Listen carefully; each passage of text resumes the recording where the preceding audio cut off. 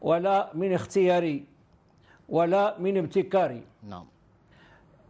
هي اهتمامات الذين سألوا عن هذه المسائل. نعم. ففيما يتعلق بفتوى مضاجعة الرجل لزوجته الميتة، هذا سؤال طرح علي من إحدى الصحف اليومية في المغرب، وكانت تعد ملفا حول الشذوذ في العلاقة الجنسية بين الزوجين، هكذا ذكرت الصحيفة. نعم. فذكروا لي أن هناك سلوكيات من بعض الأزواج مع أزواجهم، ومنها أن الرجل فقد زوجته يعني فجأة، لم يكن يتوقع موتها، فجاء معها وهي على فراش الموت بعد خروج الروح منها. نعم. فقلت في الجواب إن هذا السلوك هو أمر مستغرب، بل وأمر منبوذ لا يقبله ذو ذوق سليم ولا ذي طبع عادي. فهو ساعة الموت، ساعة الحزن وساعة القدر، وليست ساعة نشاط جنسي أو غيره.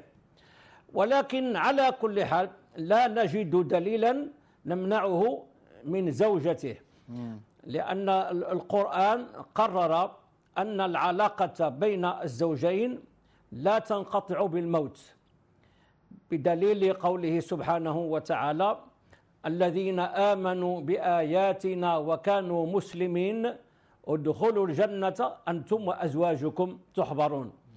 فالمرأة إذا ماتت عند زوجها فتبقى زوجته في الجنة وتدخل معه الجنة. وفي الحديث يقول عليه الصلاة والسلام: المرأة لآخر أزواجها، يعني إذا ماتت المرأة عند زوجها فتكون زوجته في الجنة.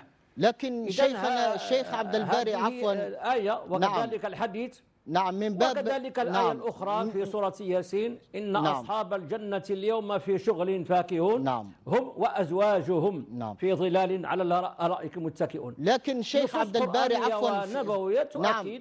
شيخ عبد الباري في هذه المسألة إذا سمحت، إذا كنت تسمعني، بين الزوج وزوجته نعم. لا تنقطع بالموت، نعم. تبقى شيخ عبد الباري يعني أبدية. نعم. شيخ عبد الباري كل منهما من أهل الجنة. شيخ عبد الباري مناط الزوجية لدى علماء الأصول، لدى علماء الفقه، مناط الزوجية يعني هو الارتباط الشرعي، الإيجاب والقبول الذي كان بين الزوج والزوجة. نعم. هذا هو المقصود بأنه مستمر حتى بعد الموت. لكن بالمقابل ألا يمكن أن نستند إلى قاعدة أصولية أخرى تقول: ما حكم به العرف حكم به الشرع؟ أليس في العرف الإسلامي، في العرف البوذي، في العرف الفينيقي، في العرف البيزنطي، في العرف اليهودي، في العرف المسيحي أن الميت يحترم؟ فكيف أنت تقول للمسلم: تعال اقتحم أسوار زوجتك حتى لو كانت قد لفظت روحها؟ يعني لماذا لا نضيف أدوات اجتهادية جديدة لصناعة الحكم الشرعي ها هنا؟ لو أنا لا أحب أن أدافع عن هذا السلوك، لأني أصلا أقول إنه منبوذ وأنه غير مقبول. نعم. لا أخلاقيا ولا عرفا ولا غير ذلك، فكل الأخلاق وكل القوانين تنبذه. ولكنني فقط ألتزم بالنص القرآني. ليس عندي دليل أن أمنع الرجل من زوجته الميتة، ليس عندي دليل يمنع الزوج من زوجته، وإن كان الفعل غير محمود أقوله. لكن دكتور يعني أنت تعمل بالقاعدة الأخرى التي تقول الأصل في الأشياء الإباحة. يعني إذا تركنا هذه الفتية شيخنا العزيز ننتقل إلى مسألة جواز شرب الخمر بالنسبة للمرأة الحامل. والخمر كما قال كل فقهاء الإسلام: ما أسكر قليله فكثيره حرام. يعني عندما تجيز القطيرة ألا يقبل بعض السدج على شراء البراميل من الخمور؟ هذا سيكون تصرفا منهم وتجاوزا للحد الشرعي. أما أصل هذه الفتوى أصل هذه الفتوى، وهذه كانت قديمة نسبيا يعني منذ عدة سنين، أن امرأة أوروبية أسلمت وتزوجت رجلا مسلما. متى وأين؟ وعندما حملت. متى شيخنا الحد هذه التاريخي؟ امرأة تزوجت في المغرب. في المغرب، نعم نعم. لا التاريخ ليش مضبوط، يعني عدة سنوات، يعني 10 سنوات، نعم. 8 سنوات، نعم مدة سنوات يعني قديمة. صحيح. يعني أصلها تربت في أسرة طبعا مسيحية تشرب الخمر مع أهلها، وحين تزوجت وحملت اعتراها الوحم، والوحم معروف عند النساء في العالم العربي كله. صحيح. أن المرأة تشتهي إما طعاما أو شرابا. صحيح. وإذا لم تشرب أو تأكل ما تشتهيه قد يسقط جنينها. نعم. هذا بالتجربة وليس بالطب.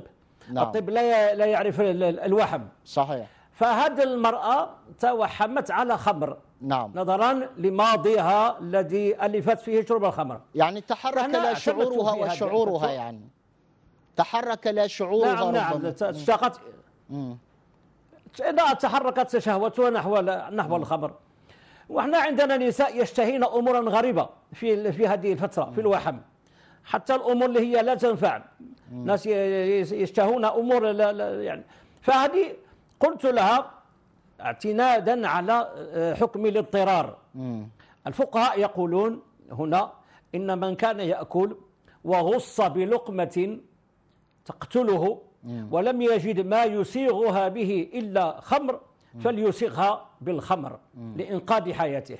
نعم. كذلك هنا هذه امرأة أفتيت لها أن تشرب شرة واحدة من الخمر لتطفئ شهوتها حفاظا على حياة جنينها.